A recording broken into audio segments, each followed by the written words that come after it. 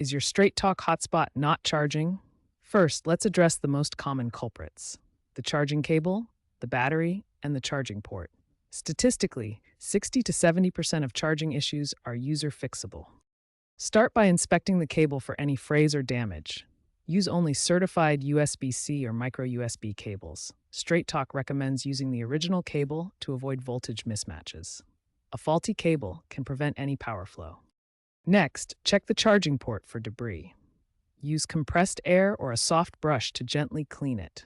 Dust and lint are a major cause of poor connections, accounting for up to 80% of recent charging issues. Finally, remember the battery. Lithium-ion batteries degrade over time, usually 2 to 3 years.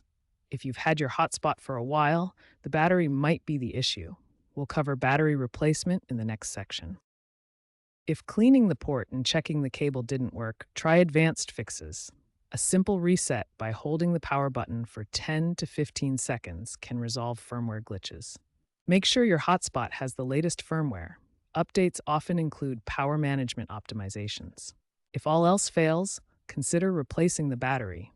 Aftermarket lithium-ion batteries are available for $20 to $50. Looking ahead, newer Straight Talk models are trending towards wireless charging, reducing cable dependency.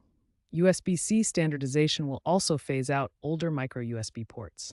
By 2026-2027, expect AI-driven diagnostics in Straight Talk apps to help auto-detect charging faults. Remember preventative maintenance. Regular port cleaning can extend your hotspot's life by 1 to 2 years.